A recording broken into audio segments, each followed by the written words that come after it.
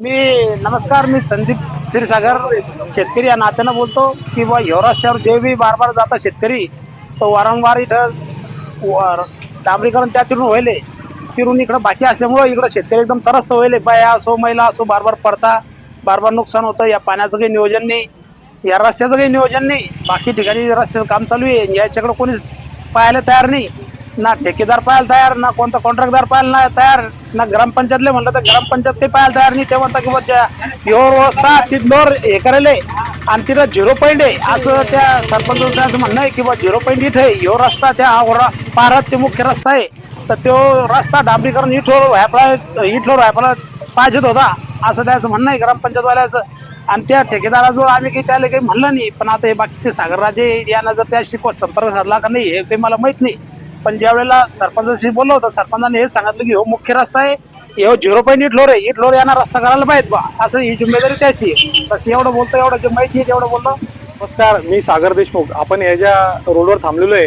हा पार ते अवघडून सांगवी जाणारा रोड आहे आणि हा जो रस्ता आहे हा रस्ता म्हणजे आता इथून नवीन छत्रपती शाहू महाराजांचे स्मारक होणार आहे, त्या स्मारकाला जोडणारा हा रस्ता आहे. त्यामुळे या रोडवरती नेहमीच वर्दळ असणार आहे इथून पुढं. आणि खरं तर म्हणजे हा रोड फक्त समोर अवघड सांगवीच नाही, इथं जिल्हा परिषद शाळा आहे, तलाठी कार्यालय, पोलीस वसाहतगृह आहे, समजा पोलीस राहण्याचं. नंतर इकडं पशुवैद्यकीय दवाखाना आहे. त्याच्यामुळं स्थानिकच्या लोकांचा इकडं ह्या रोडला नेहमीच वर्दळ असते जाणे येणं. आणि हा जो रोड आहे हा रोड एवढ्या 200-300 मीटर पर्यंत ह्या रोडचं काम बाकी आहे. ते काय कोलवाकोलवी चालू आहे. बांधकाम विभाग म्हणतं ग्रामपंचायत म्हणतं बांधकाम विभाग, असं या रोडची खरेदी परिस्थिती झालेली आहे. आणि ह्या रोडचा प्रश्न फक्त रोडचा पुरताच नाही, त्या रोडला दोन्ही साईडला नाल्यानी आहे. आणि नाल्या नसल्यामुळे जे शाळेचं जे तिथलं राहणाऱ्या ज्या लोकांचं जे पाणी आहे हे पूर्ण पाणी साईडच्या नालीला जातं. आणि त्या नालीला गेल्यामुळं तिथं सध्या शाळेच्या गेटवरतीच नाली आहे, त्या नालीत पाणी तुंबलेलं आहे. आणि खरं तर ह्या लोकांना नालीची व्यवस्था नसल्यामुळे साहजिक घरात लोक पाणी ठेवणार नाही, पाणी रोडवरती काढतील. आणि ते पूर्ण जे पाणी आहे ते पाणी रोडवरती येते आणि रोडवरती नाली जाऊन तुंबलेलं आहे. तर त्यामुळं ग्रामपंचायतला एक कळकळीची विनंती आहे की हे रोड तर कराच, पण रोड सगळ्यात पहिले नाली करा. नमस्कार, 2-3 दिवसापूर्वी मी या ठिकाणी बेशमीस झाड लावून आंदोलन केलं होतं. जो आपला पारत ते सावंगी हा जो मुख्य रस्ता आहे गावठाणच्या अंतर्गत, जो 200 मीटर रस्त्याचं काम बाकी होतं, त्यासाठी मी या ठिकाणी बेशमीस झाड लावून त्या ठिकाणी आंदोलन केलं होतं.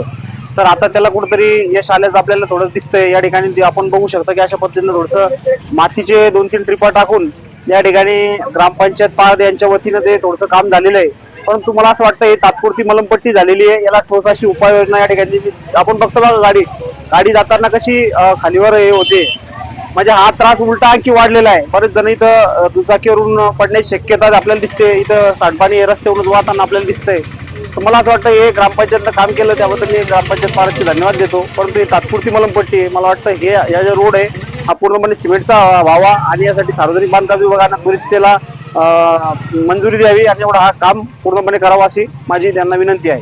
रोडचं आंदोलन केलं होतं. भारत ते सावंगी अवघडराव कुंभेपर्यंतचा हा रोड आहे, त्या संदर्भात आपण आंदोलन केलेलं आहे.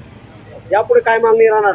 नाही, हा रोड असं मला वाटतं तात्पुरती मलमपट्टी न करता कायमस्वरूपी हा एवढा सिमेंटचा रोड झाला पाहिजे, जेणेकरून हे जिल्हा परिषद शाळेमध्ये जाणारे विद्यार्थी असतील किंवा हे इथून वापरणार जे आता प्रवासी नागरिक दिसतात तुम्हाला बघा, खूप मोठ्या प्रमाणात वर्दळ या ठिकाणी दिसते. इथून लोक रोज अपडाऊन करताना गाडी चालवताना बघा किती त्रास होते, खालीवर होते.